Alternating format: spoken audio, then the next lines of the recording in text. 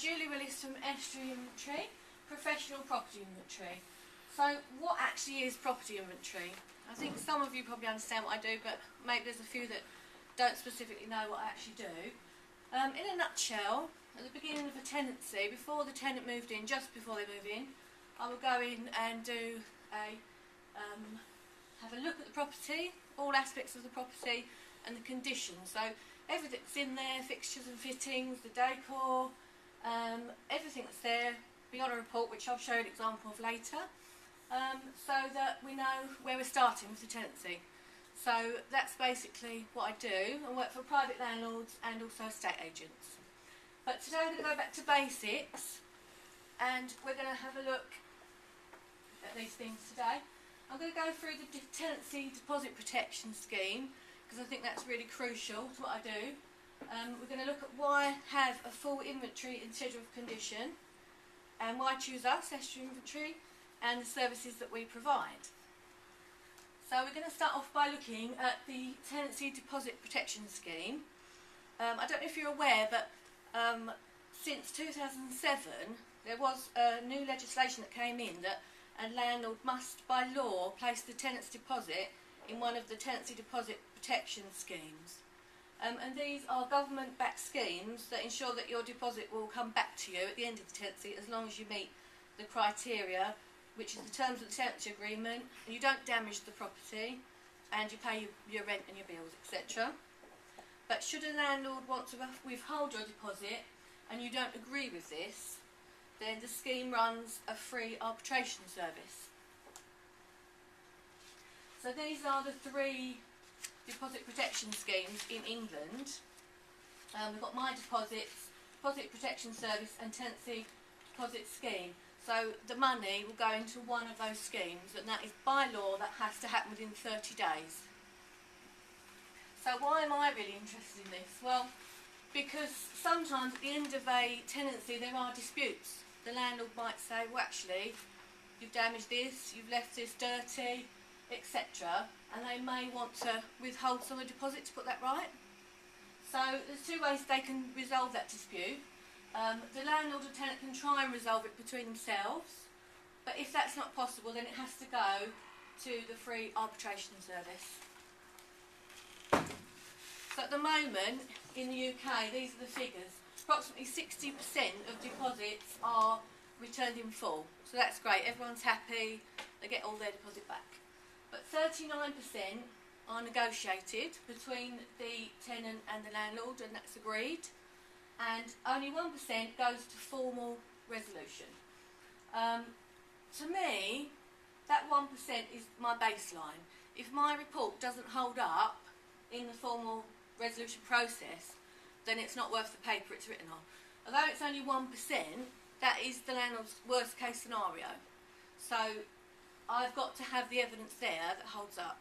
So for me that's the baseline. And with the 39%, if that's all written and everyone knows what it was like at the beginning of the tenancy, it's easier to resolve. Or hopefully you'll be in the 60% because there'll be no problems or because you knew how you were starting.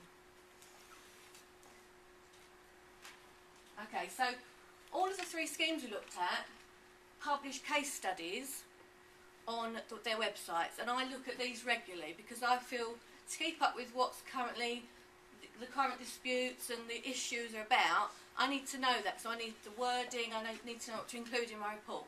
So I thought we'd look at a quick case study, and this one was about carpet cleaning, and the full deposit value was £650. The dispute was that a cat had been kept at the property, and that wasn't in the tenancy agreement, no pets allowed, and there was an unpleasant odour, as you can imagine, if a cat's been peeing all over the carpet. So the key topics the adjudicator put on this report was they needed to determine whether the landlord's actions and expenditure in remedying the problems were reasonable. So they didn't want to keep the whole £650, but they wanted to keep part of the deposit to pay to clean the carpets. So the evidence that the landlord took in, he took an inventory from the start of the tenancy, a checkout report at the end of the tenancy, and invoices for the work, and an email from the cleaner.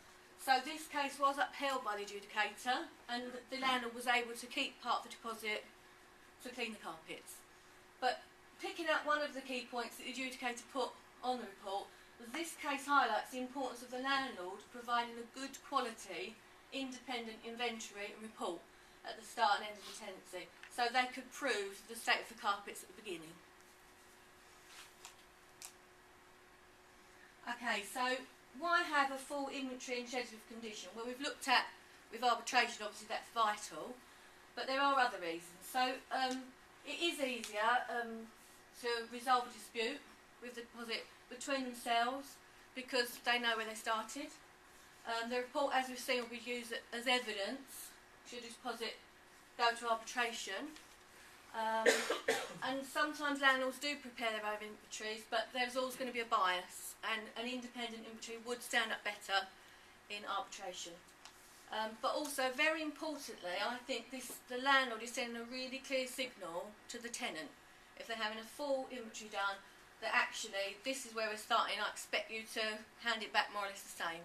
Obviously there is wear and tear, but I think that's very, very vital as well. So, why choose us? Because there are many providers of inventories out there, but we do have extremely detailed and accurate reports. We don't use any abbreviations, which if you saw some inventories, it's just all series of letters, and you have to keep flicking back to the key at the front, which is a nightmare to read the inventory. But some of them are just all abbreviations. And we do have specific descriptions for every item in each room, not a general overview of the room. And we have embedded dated digital photos, which obviously it's not as important as the written word, but are used as evidence.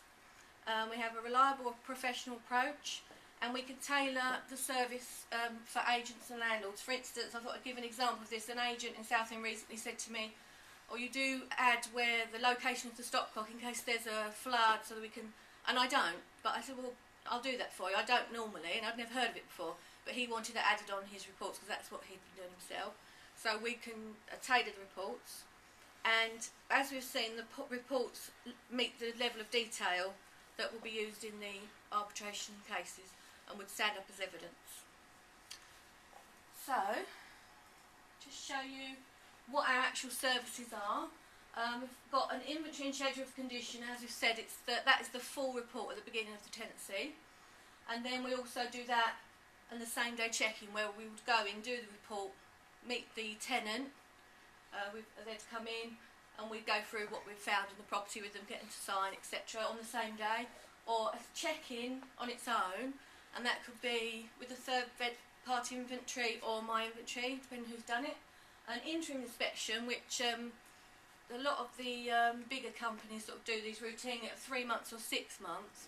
If you've got a new tenant in and you don't know how people live, you don't know what people are like just before you've seen them in the property, but 3 months or 6 months you can go in and do a smaller report just as the overall, make sure they've not turned it into a cannabis factory, as we previously discussed. So that's an interim inspection, and the checkout, which is where we take our report, original inventory, whether that's mine or a third party, and we will compare the condition. Often that's with the tenant there, sometimes it's not. So they are our services that we provide. If you want to pass these round, I've got a copy of a periodic visit or an interim inspection that I did for Countrywide, and I've got a couple of my recent full inventories. Excuse the printing, it's a bit stripy because my printer's not brilliant, but I don't ever print these off for clients anymore. I just email over a PDF. The photos are so clear on the PDF, you can zoom in if there's any scratches or marks that you need to look at, and they do as they will. But I thought for an example I'd show you those. I can bind them if I need to, but the printing's not fabulous. So if you pass those round.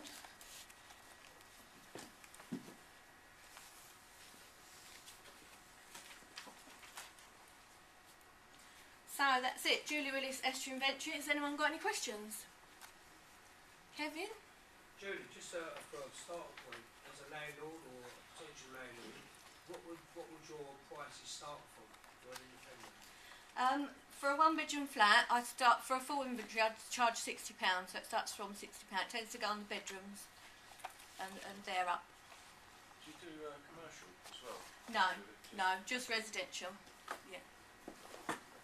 Vicky? Would you do interim inspection for somebody that you hadn't done their inventory or their checking? Yes, yeah, definitely. Yeah, definitely. even if they didn't have an inventory and suddenly thought, actually, I'm a bit worried. So yeah, definitely. Would you go to Canary Wharf? It depends. Probably for one small job, no. But I have been travelling up to Colchester if I've got a whole day's work. So yeah, I would, depending on the job, depending how busy I was. Small job, you mean like one? Yeah, I mean, to travel, I might have to charge, you know, a little bit extra because the London prices are like double what I charge anyway. But I've certainly talked to you about. I did one last time. Oh, did you? Yeah, and I didn't have any problems with it, but I'm thinking yours sounds really good, and I just chucked it out on an Excel spreadsheet. Okay. Well, we can talk about it definitely. Yeah. Thanks, Nina. You obviously provide the report to the landlord. Does the tenant receive a copy of that report as well, or do you provide that to a separate fee? No. If email it over to the agent or the landlord, and obviously the tenant needs to sign it, so they need to have a copy. So it's really, in an ideal world, the agent would have one, the landlord would have one, and the tenant would have one, and they're all signed. Right. So are you charging both parties, or just the landlord? I'll just charge the landlord, Right. yeah. And I'm mailing it off, and then they can provide each party with it. So, yes, Helen. Just really, from a legal point of view, to highlight the importance of what Julie does. I mean, the disputes, it can cost you an absolute bomb if you have to come to us to try and resolve it, with the arbitration and things like that, if you want to get involved. Even personally, when my landlord before tried to hold back £925 for a bit of nail varnish on a cabinet, I didn't realise I was a solicitor, unfortunately for them. But it still took me over 2 weeks to get my deposit back, even though it was that. Whereas if there'd been the inventory there in the first place, it would have just been literally clear cut, bang, very easy, got to raise the money. So yeah, just to highlight. Sorry, what did you say? Just to highlight how important it is. Thank you. Right, that's it. Thank you very much. Oh, sorry, Nikki. If you're a tenant and there is no inventory, Yep. what do you do about that? So, I mean, after doing this and learning all about this, if I was going to be a tenant, I'd insist on inventory. And to be honest, if the landlord was just going to, or the agent was going to say no, I'd pay and get my own one done, because you are protecting yourself, aren't you? And if you go and taking pictures, which you can, it's still going to be a little bit biased because it's you that's done it. It's not independent. So, if you're already in somewhere, I mean, you could get an interim inspection done. But obviously, yeah, if you're in that situation, it's difficult if you're already in the tenancy. Okay. Any other questions, guys? Sorry, Bernard? Julie, one of the projects I've got in the office at the moment relates to commercial and residential property where they didn't have an inventory, they didn't have a schedule of condition, and the owners have gone to a firm of surveyors who specialise, and they come back and they're asking 60,000 to 70,000. So therefore, one looks at the lease, which was extremely detailed and very, very well produced. But unfortunately, my client was daft enough to sign it. So therefore, I've got to fight. And the only reason for saying this is be very, very careful when you're signing the lease. Look at the wording to make sure that it's reasonable and you're not being asked to put back a new building instead of a tatty old building you take over on day one.